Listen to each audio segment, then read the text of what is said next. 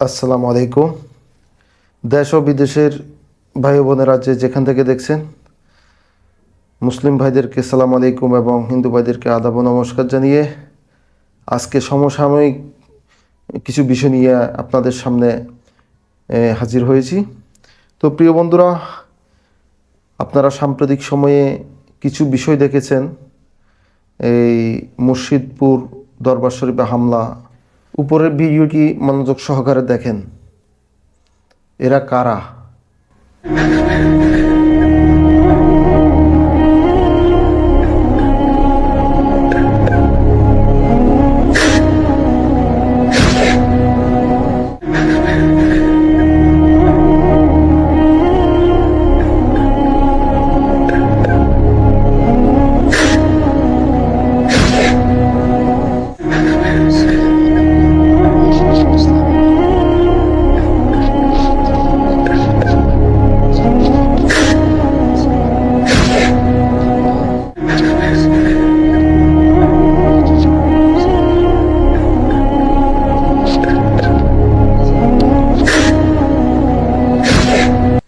তো প্রিয় বন্ধুরা, আপনারা যে জিনিসটি এতক্ষণ দেখেছেন নিশ্চয়ই বুঝতে পেরেছেন এখানে কি ঘটছে।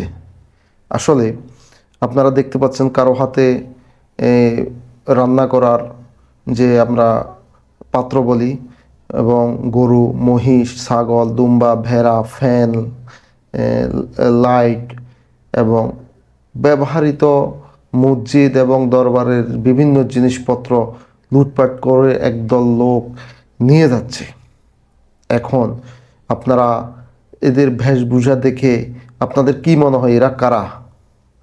এরা কোনো ডাকাত দল, না কোনো সন্ত্রাসী দল, না কোনো ধর্মীয় গোষ্ঠী, নির্দিষ্ট কোনো ধর্মের অনুসারী? আপনাদের কি মনে হয়? আপনাদের বিচার বিবেচনায় আপনাদের বিবেক কি বলে? আমরা যেটা প্রথম দেখায় যেটা আমরা বিচার করতে পারি এই লেবাস দেখে, এটা হলো এরা মুসলিম ধর্মের অনুসারী। আসলে কি এরা মুসলিম বা মুসলমান? কি মনে হয়? মুসলমান শব্দের অর্থ যদি আমরা বাংলায় অনুবাদ করি, মুসলমান শব্দের অর্থ হলো আত্মসমর্পণকারী, অর্থাৎ স্রষ্টার প্রতি যে আত্মসমর্পণ করে তাকে মুসলিম বলা হয়। এখন এই লোকগুলা কি মুসলমানের কাতারে পড়ে কিনা সে বিচারের দায়িত্ব আপনাদের হাতে ছেড়ে দিলাম। এখন বলেন, দাড়ি, টুপি, জুব্বা, দেখতে মুফতি মুহাদ্দেস মাওলানার মতো দেখতে লোকগুলা, আসলেই এরা মুফতি মুহাদ্দেস টাইটেলধারী কেউ না কেউ, কোনো না কোনো মাদ্রাসা থেকে এরা সার্টিফিকেট অর্জন করেছে। কিন্তু ওই যে অনেক বছর আগে মাওলানা ফারুকি সাহেব একটা কথা বলেছেন, এদের এলেম গলার এতটুক পর্যন্ত যাবে, নিচে যাবে না, আবার নাকের উপরেও যাবে না, সেটা ঠোঁটস্থ এবং মুখস্থ পর্যন্ত সীমাবদ্ধ থাকবে। আসলে সেটাই আমরা দেখতে পাচ্ছি। এদের দাড়ি, টুপি, জুব্বা সব ঠিক আছে, টাইটেলও ঠিক আছে, কিন্তু তারা প্রকৃত অর্থে মুসলমান নয় এবং আমাদের নবীর যে সুন্নত, নবীর যে জীবনের চরিত্র, এরা সেটা ধারণ করতে পারে নাই। শুধু কি ধারণ করেছে?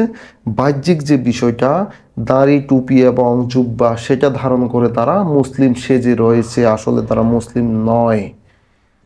সেটা আমি আরও ক্লিয়ার করছি। যারা অরিজিনালি নবী প্রেমিক, তারা নবীর চরিত্রকে পুরা নিজের ভিতর ধারণ করবে। কিন্তু নবীর চরিত্র কি? সৎকর্ম। নবীর চরিত্র কি? নিজের দ্বারা অন্য কেউ আহত, নির্যাতিত, অত্যাচারিত না হওয়া। নবীর চরিত্র কি? সহিংস আচরণ না করা। নবীর চরিত্র কি? হিংসা এবং অন্যের প্রতি আঘাত না করা। এছাড়াও নবীর অনেক চরিত্র আছে। নবী সারা জীবন মানুষের অত্যাচার সহ্য করেছেন, কিন্তু কাউকে অত্যাচার করেন নাই। এখন তারা কার অনুসরণ করে এগুলা করতেছে? আপনারা দেখবেন সেম কাজ এজিদ বাহিনীও করেছিল। নবীর যে চরিত্র তারা ধারণ করে নাই, নবীর যে অহিংস, নবীর যে নমনীয়তা, নবীর যে ভদ্রতা, নবীর যে মানবিকতা, সেটাকে তারা এই মানুষের প্রতি হিংসার এবং অত্যাচারের ঢাল দিয়ে ঢেকে দিয়েছে। তারা মাঠে এবং মানুষের মাঝে প্রচার করতে চাচ্ছে নবী এগুলোই করেছে। আসলে না, এরা নবীর অনুসারী নয়, এরা মুসলমানও নয়, এরা ওই দাড়ি টুপি জুব্বা পরে মুসলমানের যে ইসলামের জবরদখলকারী, সোজা বাংলা যদি আপনি এটা বলতে যাই তাহলে এরা জবরদখল করে, জবরদখল করে বসে আছে যে আমরা মুসলিম। এরা কখনো মুসলিম হতে পারে না, একজন মুসলমানের আচরণ এরকম হতে পারে না। তাদের থেকে মানুষ কি শিখবে?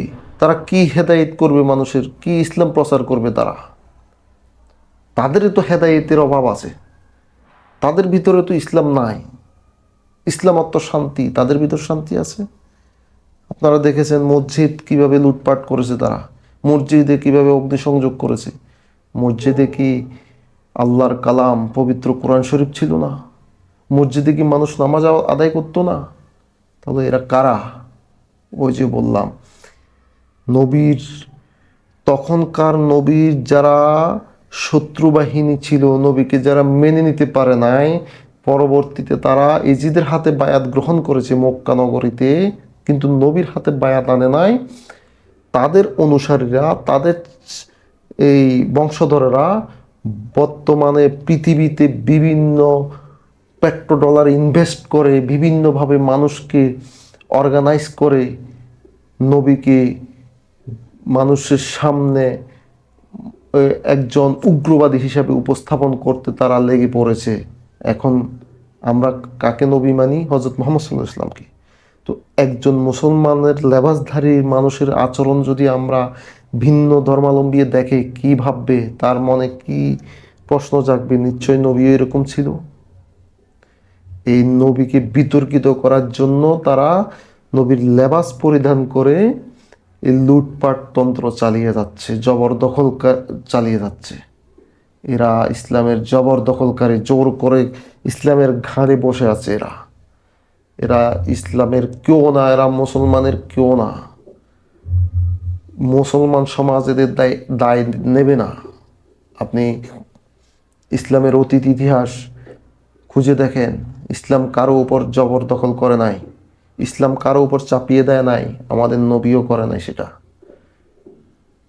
এরা যে ইসলামের জবরদখলকারী, এরা যে এজিদের অনুসারী, আপনি আরও ক্লিয়ার হবেন তাদের শায়েখদের বক্তব্যের মাধ্যমে। নবীর যে মানবিক দিকগুলা তারা সেটা ঢেকে রাখে। যেমন নবীর একটা আমরা গল্প শুনেছি ছোটবেলায়, এক বুড়িমা নবীর চলার পথে কাঁটা বিছিয়ে রাখত। একদিন, দুই দিন, প্রত্যেক দিন নবী এভাবে কাঁটা সরিয়ে উনি ফজরের নামাজ আদায় করতে যেতেন, আমরা যেভাবে শুনেছি। কিন্তু অনেক দিন পর একদিন দেখা গেল ওই নবীর পথে আর কাঁটা বিছানো নাই। নবী চিন্তিত হলেন, উদ্বিগ্ন হলেন। প্রত্যেক দিন এই বুড়িমা আমার পথে কাঁটা বিছিয়ে রাখতো, আজকে কোথায় কেন দিল না? নবী সাথে সাথে ওই বুড়িমার বাড়িতে চলে গেলেন, ঘরে দেখলেন অসুস্থ। ওই বুড়িমাকেও নবী হজরত মুহাম্মদ সাল্লাল্লাহু আলাইহি ওয়াসাল্লাম সেবা শুশ্রূষা করে সুস্থ করে তুললেন।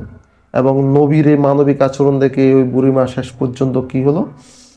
ইসলাম ধর্ম গ্রহণ করলো। আর কিছুদিন আগে একটা ওয়াজ শুনলাম, তাদের অত্যন্ত জনপ্রিয় একজন শায়েখ, যিনি পেট্রোডলার খেয়ে অবান্তর কথাবার্তা বলে থাকেন মাঝে মধ্যে, তিনি বললেন ওই বুড়িমার কাঁটা বিছানোর ঘটনা নাকি ফেক, এটার কোনো ভিত্তি নাই। তাহলে এর থেকে আমরা কি বুঝতে পারছি?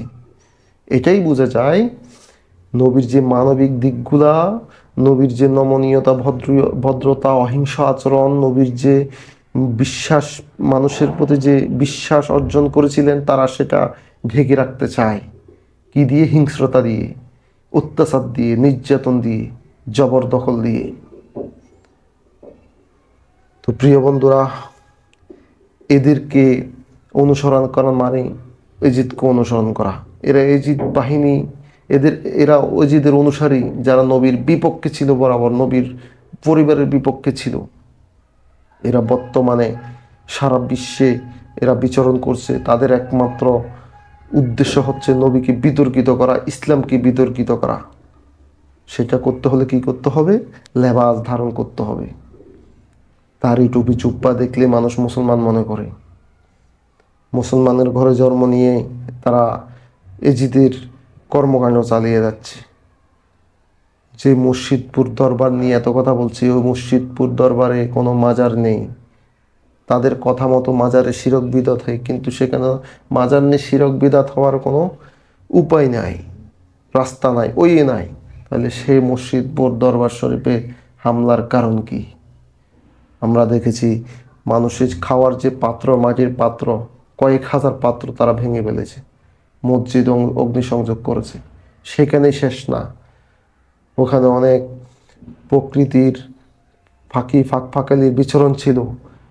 এই তাদের অত্যাচারের কারণে সেগুলা পর্যন্ত প্রাকৃতিকভাবে বিনষ্ট হয়েছে। ওই দরবারে মহিষ, দুম্বা, ছাগল সহ অসংখ্য প্রাণী ছিল, সেগুলা তারা লুটপাট করে নিয়ে গেছে। এটা কি ইসলাম শিখিয়েছে? এটা কি ইসলাম শিখিয়েছে? আপনি এবার বলেন, যারা অত্যাচার করেছে, লুটপাট করেছে, কি এরা কি অন্য ধর্মের লোক ছিল? এরা নামধারী মুসলমানে ছিল। এদের উদ্দেশ্য ছিল ইসলামকে বিতর্কিত করা। আপনি যাই বলেন, এদের একটাই উদ্দেশ্য ইসলামকে বিতর্কিত করা, আমাদের নবীর মানবিক গুণাবলীগুলা বিতর্কিত করা। এখন আপনি ইসলামের দাওয়াত দিতে যাবেন, একজন অন্য ধর্মাবলম্বী লোককে কি বলবেন? সারা ইন্টারনেটের যুগে সারা বিশ্ব দেখছে এগুলা। আপনি যদি অন্য ধর্মাবলম্বীকে দাওয়াত দেন, সে শুরুতেই বলবে মুসলিম সন্ত্রাসী। মুসলিম অন্য জাতির প্রতি তো সহিংসু না, নিজের জাতের প্রতি, নিজের ধর্মের প্রতিও তারা সহিংসু না। নিজের নিজের ধর্মীয় ভাইরাও তাদের হাত থেকে রক্ষা পায় না। এটাই তো চেয়েছে এজিদ বাহিনী, সেটাই ঘটছে এখন। শুধু মুর্শিদপুর দরবার নয়, বাংলাদেশের শত শত দরবার ভাঙচুর হয়েছে। এসব কর্মকাণ্ডের তীব্র নিন্দা এবং প্রতিবাদ জানাচ্ছি আমি। তো প্রিয় বন্ধুরা, আমরা যেন এসব এজিদ বাহিনী থেকে হেফাজত থাকি। আমি এসব কথা বলছি, আগামীতে যে আমার উপর আক্রমণ হবে না তার কোনো গ্যারান্টি নেই, হতে পারে। সত্য বলার জন্য আমাদের নবী অত্যাচারিত হয়েছেন, আমরাও হব, অসুবিধা নাই। সত্য বলার জন্য নবী পরিবার নিশ্চিহ্ন হয়ে গেছেন, আমরাও হব। কে টিকে রয়েছে? এজিদ বাহিনী। এজিদ বাহিনী তখনও টিকে ছিল, তাত্ত্বিকভাবে, জাগতিকভাবে তাদেরই জয় হয়েছিল, এখনও তাদের জয় হচ্ছে। কিন্তু আল্লাহর কাছে এক নবীর পরিবার, মাওলা আলীর অনুসারী যারা আছেন, উলিয়া যারা আছেন, পাক পাঞ্জাতনের প্রেমী যারা আছেন, তারা সর্বদা বিজয়ী। তো প্রিয় বন্ধুরা, অনেক কথা বলা হলো। সবার সুস্বাস্থ্য এবং দীর্ঘায়ু কামনা করে এখানে শেষ করছি। হয়তো সত্য কথা বলার জন্য আমিও অত্যাচারিত হতে পারি, সবাই দোয়া করবেন। আমাদের নবীর আমল থেকে এজিদ বাহিনী দ্বারা নবীর পরিবার অত্যাচারিত হয়েছে সত্য বলার জন্য, সত্য প্রতিষ্ঠা করার জন্য। তা আমার মতো একজন ক্ষুদ্র মানুষ যদি অত্যাচারিত হয়, আমার কোনো দুঃখ নেই। তবে আপনারা সত্য যাচাইয়ের চেষ্টা করুন। দাড়ি টুপি জুব্বা মানেই ইসলাম নয়, দাড়ি টুপি জুব্বাওয়ালা লোক মানেই সে মুসলমান নয়। আবু জাহেলেরও দাড়ি টুপি জুব্বা ছিল, সেটা আরব সংস্কৃতি। ইসলাম লেবাস দিয়ে নয়, ইসলাম বুকে ধারণ করতে হয়। তো প্রিয় বন্ধুরা, এখানে শেষ করছি। সবাই ভালো থাকবেন, সবার সুস্বাস্থ্য এবং দীর্ঘায়ু কামনা করছি। জয় গুরু।